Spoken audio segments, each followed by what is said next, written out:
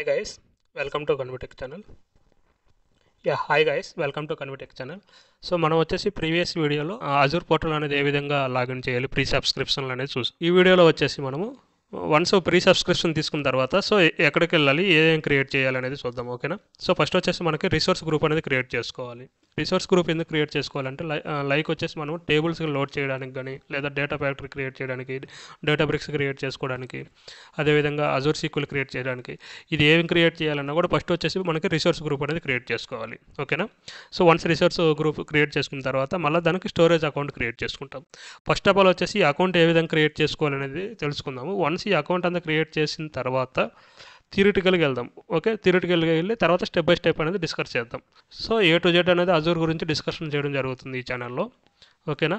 So మీరు ఎవరైనా కూడా ప్రీవియస్ వీడియోస్ కానీ చూడకుండా ఉంటే చూడండి. సో మనకు స్టార్టింగ్ నుంచి అజూర్ అంటే ఏంటనేది ఒక క్లారిటీ వస్తుంది. సో ఫస్ట్ స్టార్టింగ్ వీడియో నుంచి చూడండి. సో ఫస్ట్ వచ్చేసి ఇది ప్రీ సబ్స్క్రిప్షన్ ట్రయల్స్ అనమాట. సో అలాగే ఈ ప్రీ సబ్స్క్రిప్షన్ ట్రయల్ అనేది ఏ విధంగా ఓపెన్ చేస్తామో చూడండి. లైక్ ఇది క్లోజ్ చేస్తున్నాను. జస్ట్ వచ్చేసి గూగుల్కి వెళ్ళేసి మనం azurportal.com అనేది ఎంటర్ చేస్తే ఈ విధంగా వస్తుంది అనమాట. లైక్ ఇంకొక పేజ్ ఓపెన్ చేస్తాను, ఇక్కడ చూద్దాం. Okay, Azure portal login. Azure portal login తర్వాత వచ్చేసి ఇక్కడ మైక్రోసాఫ్ట్ అజూర్ పోర్టల్ అని ఉంది కదా, ఈ మైక్రోసాఫ్ట్ అజూర్ పోర్టల్ ఓపెన్ చేస్తాము. ఓపెన్ చేసిన తర్వాత ఇక్కడ సైన్ ఇన్ ఉంటుంది. సో మనం ఆల్రెడీ అకౌంట్ క్రియేట్ చేసుకున్నాం కాబట్టి డైరెక్ట్ సైన్ ఇన్కి వెళ్తాం. లేదా అకౌంట్ క్రియేట్ చేయలేదంటే ఇక్కడికి వెళ్తాం, గెట్ స్టార్ట్ విత్ అజూర్ అనేసి ఇక్కడ నుంచి అకౌంట్ క్రియేట్ చేసుకుంటాం. దీని గురించి అంతా కూడా మనం ప్రీవియస్ వీడియోలో డిస్కస్ చేసాము. సో ఇప్పుడు ఆల్రెడీ అకౌంట్ క్రియేట్ చేసాం కాబట్టి sign in. So sign in అవుతాను, డైరెక్ట్ సైన్ ఇన్ అవుతుంది. లేదా మనం ఏదైతే అకౌంట్ క్రియేట్ చేసుకుంటామో ఆ మెయిల్ ఐడి తోటి అనేది ఓపెన్ చేసుకోవాలి. లేదా డైరెక్ట్గా కూడా ఇక్కడ ఓపెన్ చేసుకోవచ్చు.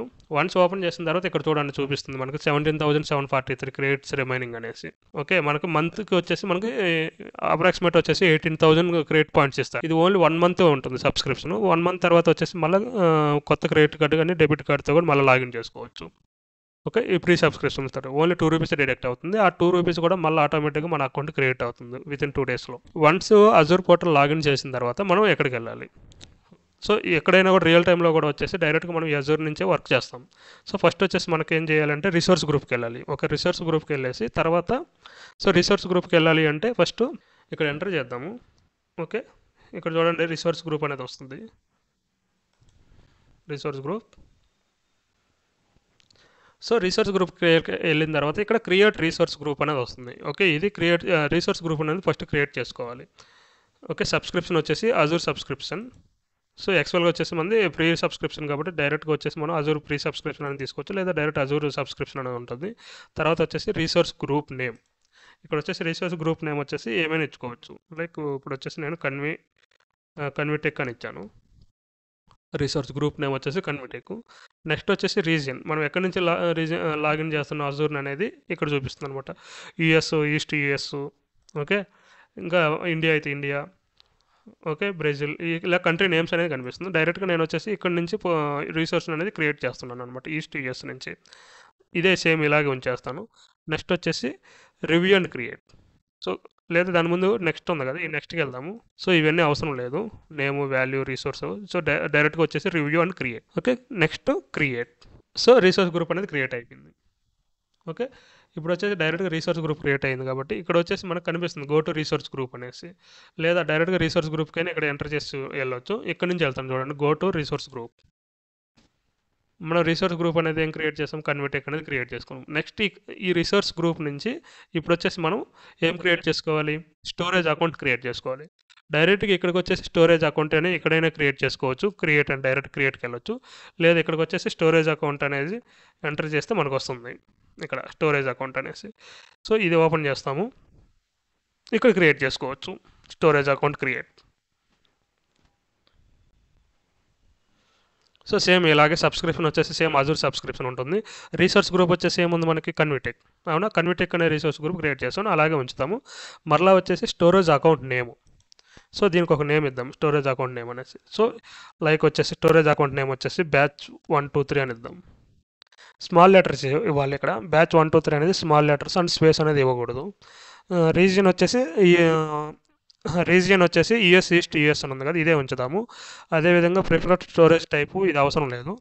అండ్ నెక్స్ట్ వచ్చేసి ఇక్కడ వచ్చేసి సో ఇక్కడ రిడెండెన్సీ వచ్చేసి జియో రిడెండెన్సీ స్టోరేజ్ అని ఉంది. సో జిఆర్ఎస్ అని ఉంది. ఇంకా వీటితో పాటు ఎల్ఆర్ఎస్, జెడ్ఆర్ఎస్, జెడ్జిఆర్ఎస్ అనేవి ఉన్నాయి. సో ఇక్కడ వచ్చేసి లోకల్ రిడెండెన్సీ స్టోరేజ్ ఎల్ఆర్ఎస్ అంటే ఈ ఎల్ఆర్ఎస్ ఇద్దాము. వీటన్నిటి గురించి నెక్స్ట్ వీడియోలో డిస్కస్ చేద్దాం. అలాగే రిడెండెన్సీ అంటే ఏంటి, సో ఎల్ఆర్ఎస్ అంటే ఏంటి, జిఆర్ఎస్ అంటే ఏంటి, ఇవన్నిటిని కూడా తర్వాత థియరిటికల్గా అన్నీ ఎక్స్ప్లెయిన్ చేస్తాను.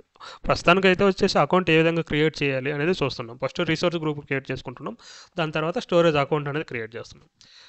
సో ఓకేనా, ఇక్కడ వచ్చేసి పర్ఫార్మెన్స్ స్టాండర్డ్ తీసుకున్నాను సేమ్. తర్వాత వచ్చేసి నెక్స్ట్కి వెళ్దాం.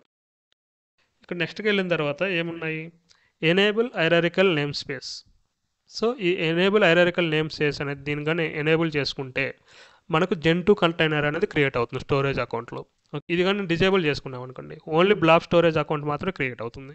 అదే ఎనేబుల్ చేసుకుంటే జెన్2 కంటైనర్ అనేది క్రియేట్ అవుతుంది.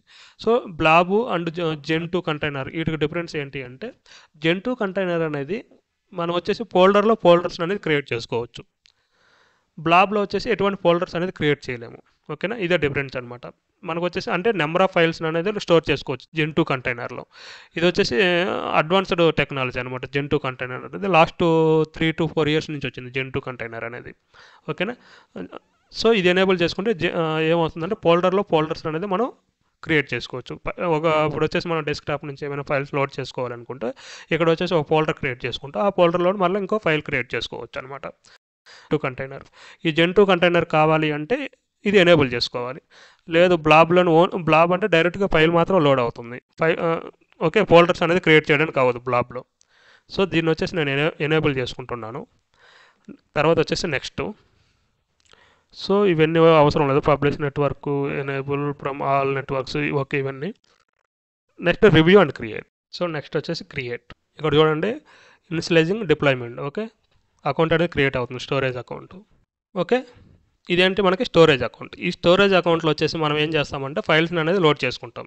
డెస్క్టాప్ నుంచి కానీ ఎక్కడి నుంచి అయినా కూడా ఇక్కడ ఫైల్స్ అనేది లోడ్ చేయడానికి మనం స్టోరేజ్ అకౌంట్ క్రియేట్ చేసుకుంటాం. ఈ స్టోరేజ్ అకౌంట్లో ఎక్కడ క్రియేట్ చేసుకుంటామంటే కంటైనర్ అనేది ఒక ఆప్షన్ ఉంటుంది చూడండి. ఈ కంటైనర్లోకి వెళ్ళేసి మనం లోడ్ చేసుకుంటాం ఫైల్స్. సో ఇక్కడ చూడండి డేటా స్టోరేజ్ అని ఉంది కదా, ఈ డేటా స్టోరేజ్లోకి వెళ్ళేసి ఓపెన్ చేసుకుంటే ఇక్కడ కంటైనర్ అని ఉంది. సో కంటైనర్స్ ఓపెన్ చేస్తాం. సో డైరెక్ట్గా వచ్చేసి ఫైల్ వచ్చేసి మనం ఇక్కడ ఓపెన్ చేసుకుంటాం. ఇక్కడ ఫైల్ ఎందుకు క్రియేట్ అయింది, మనం వచ్చేసి జెన్2 కంటైనర్ తీసుకున్నాం కాబట్టి ఒక ఫైల్ క్రియేట్ చేసుకుంటాం. ఫైల్లో నుంచి ఒక ఫోల్డర్లో నుంచి ఇంకో ఫైల్ని క్రియేట్ చేసేదాన్ని మనం జెన్2 కంటైనర్ యూజ్ చేస్తాం. ఓకే, ఇది జెన్2 కంటైనరా లేదా అనేది ఎలా తెలుస్తుందంటే, ఓవర్వ్యూకి వెళ్ళిన తర్వాత ఇక్కడ వచ్చేసి డేటా లేక్ స్టోరేజ్ అని ఉంది కదా, డేటా లేక్ స్టోరేజ్లో హైరారికల్ నేమ్ స్పేస్ వచ్చేసి ఎనేబుల్ అయ్యి ఉందా డిజేబుల్ అయ్యింది అనేది చూసుకోవాలి. ఎనేబుల్ అయితే ఇది జెన్2 కంటైనర్, అదే కానీ డిజేబుల్ అయ్యి ఉంటే blob. Okay, blob mean binary large object అనమాట. ఓకే, కంటైనర్కి వెళ్తాం. ఇక్కడ నుంచి వచ్చేసి మనం ఫైల్స్ అనేది అప్లోడ్ చేసుకుంటాం. సో నెక్స్ట్ వీడియోలో వచ్చేసి మనం ఫైల్ ఏ విధంగా అప్లోడ్ చేసుకుంటామో చూస్తాము. తర్వాత ఇంకా ఏమైనా అకౌంట్స్ ఇంకా ఏం క్రియేట్ చేయాలనేది కూడా రిమైనింగ్ పార్ట్స్ కూడా చూస్తాము. సో లాస్ట్ ఈ వీడియోలో వచ్చేసి మనం ఏమైనా నేర్చుకున్నాము అనేది తెలుసుకుందాం. ఫస్ట్ ఆఫ్ ఆల్ వచ్చేసి మనం ఒక అజూర్ పోర్టల్ ఓపెన్ చేస్తాం. ఓకే, నెక్స్ట్ వచ్చేసి లాగిన్ చేసాం. లాగిన్ ఏ విధంగా ఫస్ట్ సైన్ అప్ తీసుకున్నాము, తర్వాత ప్రీ సబ్స్క్రిప్షన్ తీసుకున్నాము. ఇది లాస్ట్ వీడియోలో చేసాము అనమాట. పోర్టల్ క్రియేట్ చేసాము, అజూర్ పోర్టల్ ఓపెన్ చేసాము. పోర్టల్ ఓపెన్ చేసిన తర్వాత లాగిన్ సైన్ అప్ చేసాము, తర్వాత ప్రీ సబ్స్క్రిప్షన్ అనేది క్రియేట్ చేసుకున్నాము. ఈ వీడియోలో ఏం చేసాము, జస్ట్ రిసోర్స్ గ్రూప్ అనేది ఒక క్రియేట్ చేసాం. ఓకే, స్టోరేజ్ అకౌంట్ అనేది క్రియేట్ చేసాం. ఇప్పుడు వరకు వచ్చేసి లాస్ట్ ఈ వీడియోలో వచ్చేసి మనం ఇంతవరకు చేసాం అనమాట. అజూర్ పోర్టల్ ఓపెన్ చేసేసి తర్వాత లాగిన్ చేసినాం, తర్వాత ప్రీ సబ్స్క్రిప్షన్ తీసుకున్నాం, తర్వాత రిసోర్స్ గ్రూప్ని క్రియేట్ చేసుకున్నాము, తర్వాత స్టోరేజ్ అకౌంట్ క్రియేట్ చేసుకున్నాం.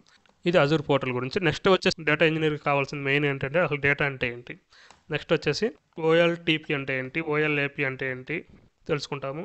అదేవిధంగా బిగ్ డేటా అంటే ఏంటి తెలుసుకుంటాము.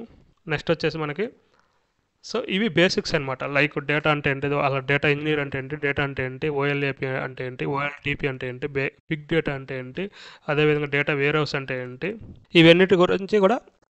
సో డేటా అంటే ఏంటి, OLTP, OLAP and big data and data warehouse అంటే ఏంటి అనేది బేసిక్స్ అనేది తెలియాలి. ఇవన్నీ బేసిక్స్ తెలియాలని నెక్స్ట్ వీడియోలో చూద్దాం. ఓకేనా, సో 1 by 1 అనేది నేర్చుకుంటూ వెళ్తాము. ఓకే, స్టార్టింగ్ నుంచి ఎండింగ్ వరకు అజూర్ గురించి పూర్తిగా నేర్చుకుంటాం, డేటా ఇంజనీరింగ్ గురించి. అజూర్ మీద ఎవరికైతే ఇంట్రెస్ట్ ఉంటుందో, ఫ్రీగా నేర్చుకోవాలనుకుంటున్నారు యూట్యూబ్లో, వాళ్ళకి చాలా యూజ్ఫుల్ అవుతుంది ఈ ఛానల్, కన్విటెక్ ఛానల్. ఓకేనా గైస్, థ్యాంక్ యూ.